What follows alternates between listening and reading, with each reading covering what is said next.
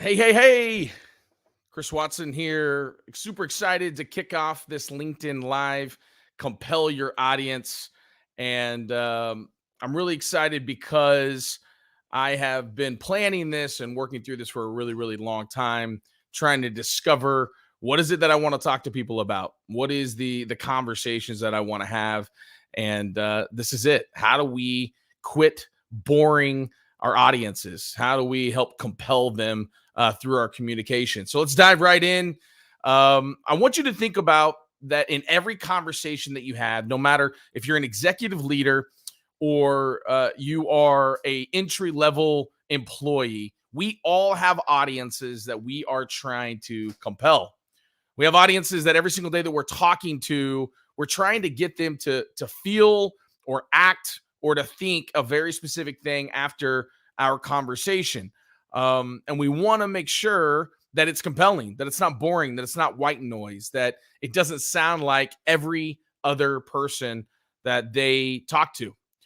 I like to use storytelling. I believe in stories. I think that we think in stories. I think that we communicate in stories. And that even when we don't use stories to communicate, that most people metabolize and think about the information they just heard in a story form.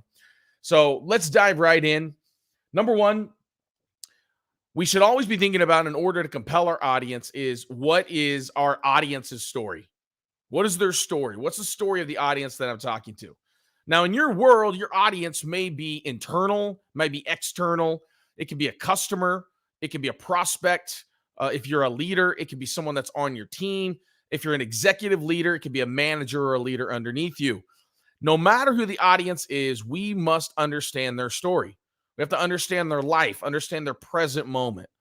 What is the thing that they're going through right now? What is their world look like? What we know is that we are Gallup just came out with an article that says that we have for the first time in a decade seen a decrease in employee engagement. Well, I think we've seen a decrease in people engagement. I think that between COVID and remote work and a lot of changes that we're seeing, how polarizing our culture is right now, that we're seeing people disengaged.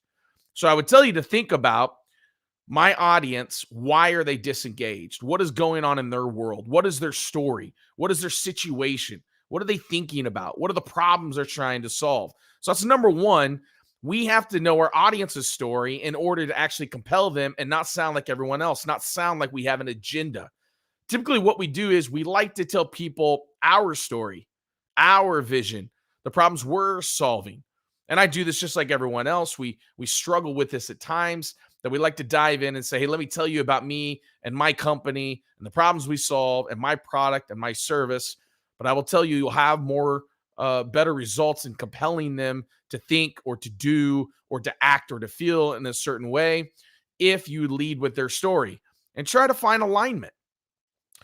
The second point of that is I would tell you find ways to research, look at their social media, maybe look at their company website, talk to them, ask questions that help you learn more about them.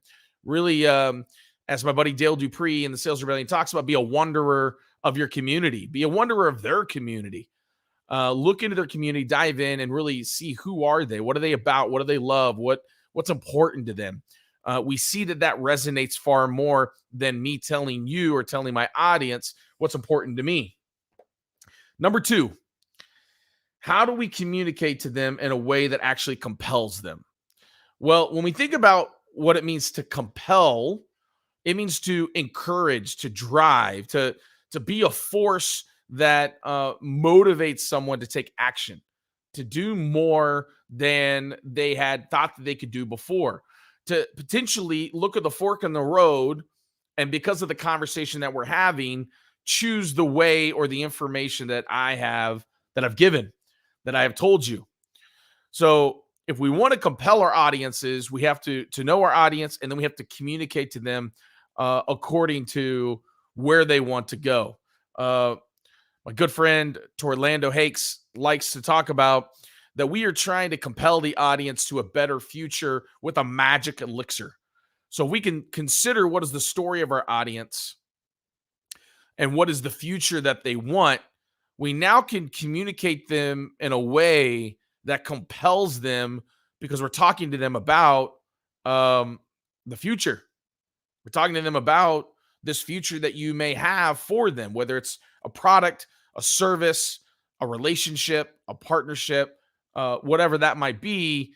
That is what is going to compel your audience, is by speaking their language to a future that they want. Number two, we need to consider in all of our conversations, how do I want this person to feel when I'm done with this conversation, with this communication?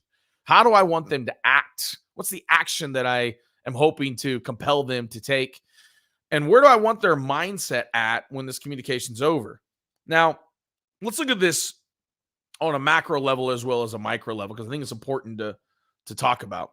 On a macro level, we have organizations all over the country that are sending communication throughout their organization. Now, they're sending that in a lot of various ways. They might send it through a company email. They might disseminate that down through their leadership and their managers. As we saw recently in the last few months, sometimes it's a video call to let people know that they're being laid off. But whatever that communication is, we need to consider, how do we want people to feel? What is an action that we may be looking for them to take? And what's the mindset they're going to have? On a macro level, an organization has to think about that for all of their employees, because their goal is to what? Keep their employees engaged. Their goal is to make sure their employees are feeling confident that they belong here and that they have a purpose here. On a more micro level, when you're having a one-on-one conversation with someone, are you considering that? Are you thinking about, what's the feeling I want this person to have? How do I want them to walk away?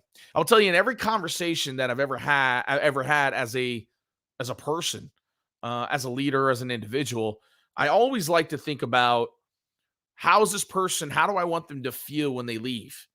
What's the thinking I want them to have when they leave? And what's the actions I hope they can take? I can't force them to feel. I can't force them to take that action unless I probably quickly don't want them working with me or being a friend of mine. And I can't really force what goes on in their brain. But what I can do is I think from, how do I want those things to play out? And then I can choose my communication more effectively. I can choose my tone. I can choose my body language. I can choose my pace. I can choose, man, they need a lot of energy. I can choose to listen. But I can make those choices according to how and what is the compelling measure that I'm hoping that my audience will take. Now, remember, our audience can be our prospects in sales. Our audience can be our investors, our board. Everyone has, potentially any person has, up to 7 different audiences. We're not even talking about the audiences outside of the workplace that you might have with your family, with friends, and networking groups. But we have tons of audiences that we're trying to entertain every day. And I'm not sure that we're taking the time to really think through, how are we compelling this audience? Because I think more often our intentionality is, what is the message? How am I going to show up with this message and make sure that I get out and make a massive influence, instead of thinking about the audience first? Lastly, and this is always a big question that I get whenever I talk with anyone, is, what are you telling yourself to prepare to deliver that compelling message? So, meaning, I believe that we have 5 stories that govern our life. Story number 1 is the morality story, or the way we live our life. What are our morals? What are our ethics? And that story really governs the rest of the stories, because the way we choose to live morally, ethically, guides the rest of the stories. The second story is, what's the story that I'm telling myself? What's the story I'm telling myself when I show up to those conversations? What's the story I'm telling myself when I just had success, when I've had failure? What's the story I'm telling myself when the last audience I spoke to weren't compelled? They struggled to understand my messaging. I'm too complex. It wasn't simple enough. What is the story I'm telling myself when I'm leaving a job and starting a new one? So, what story are you telling yourself in all of these micro moments that will then have massive macro outcomes? The third story is, what's the story that your sphere is telling you? Those that are closest to you, those that are in your life, those that are potentially speaking into your world.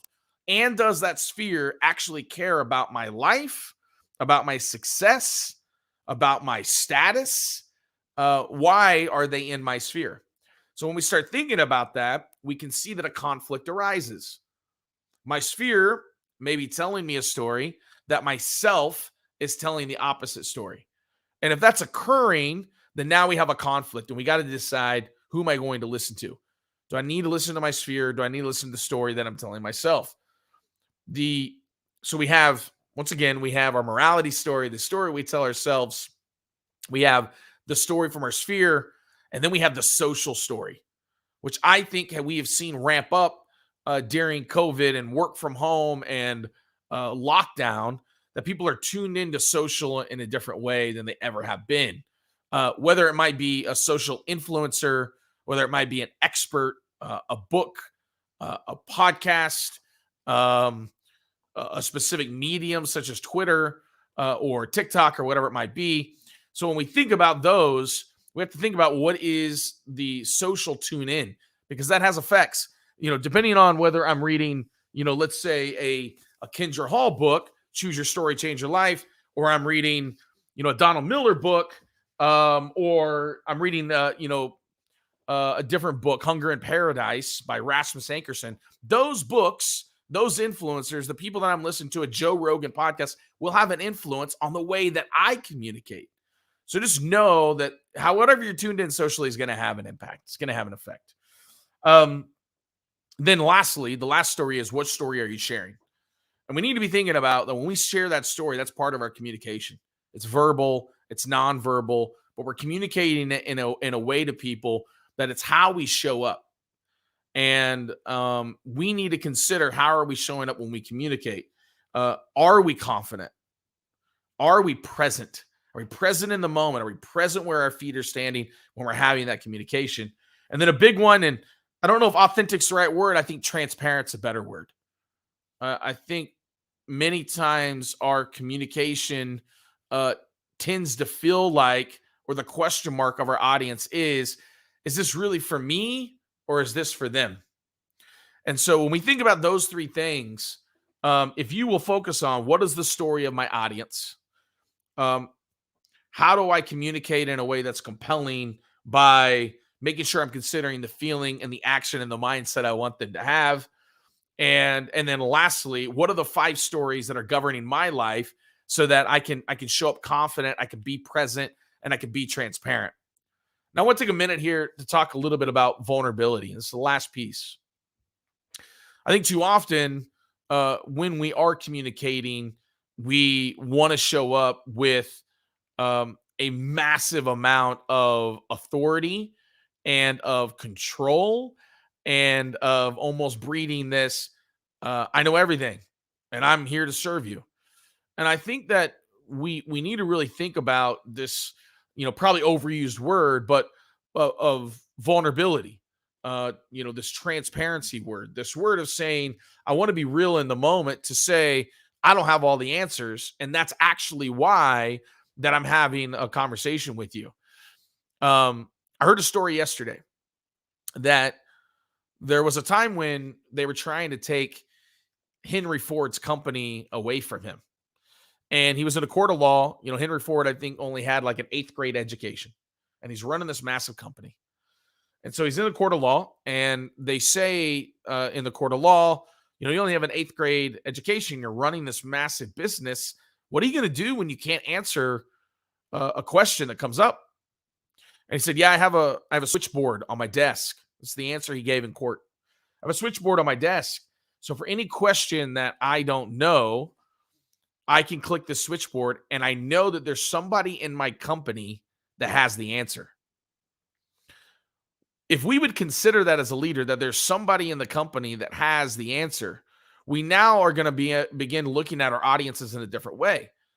Because all in all, we want throughout our organization to have our internal people feel like that they have a purpose and that they belong within the organization, which means I'm going to communicate them in a way that they're valuable, that we have our own skills and we're working together for the greater good, the alignment, the strategic narrative, if you will, of the organization.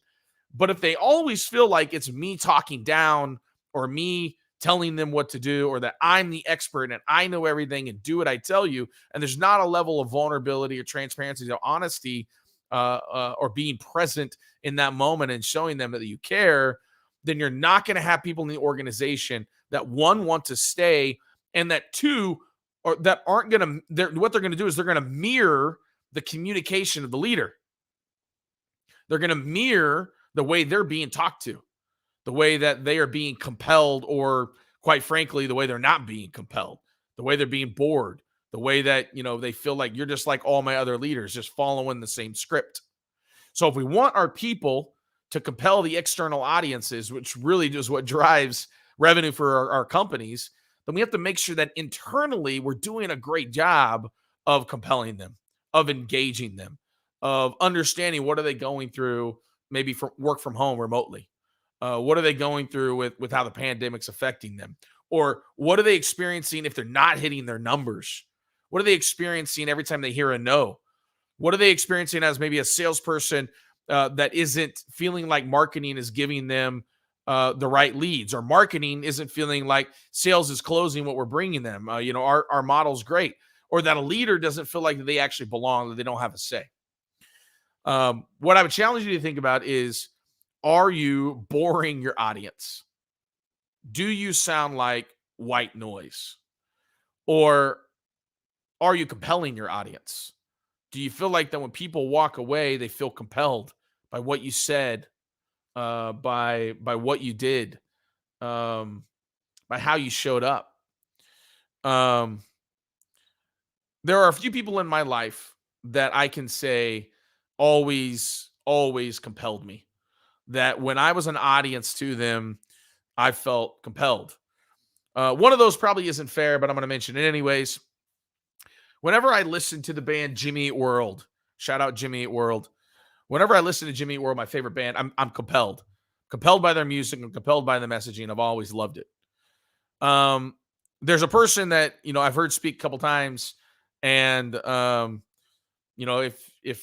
maybe I'll even mention them in the comments at some point, but Mr. DeJuan Brown, he always compels me. When that gentleman speaks, I'm always compelled emotionally. I want to take a different action. I have a different mindset after meeting and speaking with him. I always feel that way every time I've ever heard him speak, have a conversation, and it always feels genuine. It always feels, transparent. And if we have those type of people in our world, then we can mirror what they do, and we can show up that way ourselves. The thing that is holding most of us back is that we have conceded, we have lost to this idea that we aren't compelling. And every single one of you you've grown numb to some of the greatest stories that you have inside of you to compel audiences. You've grown numb to your own journey. And because you lived it out, and because you lived out those stories, you don't know where to start. And I will tell you, the first place to start is know your audience. You cannot compel someone until you know them. You cannot challenge someone until you know them. I'm thankful that you're here and that you showed up today. I will be showing up here on LinkedIn Live as well as YouTube, and we'll be taking this audio and kicking it over to a brand new podcast called Compel Your Audience with Chris Watson. And Tuesdays, Thursdays, 12:30, 1:30, depending on your time zone. And that is when I'm going to be here. And I'm super excited to be hopping on here, building content, speaking to you, hopefully for you to be able to really think about your communication style. Think about, how am I using storytelling, be a little bit more strategic in that communication, and look at which audiences are most disengaged, whether that's your people, your partners, or your prospects, and consider, how can I re-engage these audiences? Listen, this isn't just one person saying it. It's the entire world. We are seeing our internal and external audiences disengaged to a degree we've never seen them disengaged. They would so much more prefer to watch a video than talk to a person. And it's because we aren't compelling them. I challenge you to think about how are you compelling your audience so you no longer be boring or sound like white noise. I will see you guys Thursday. Later.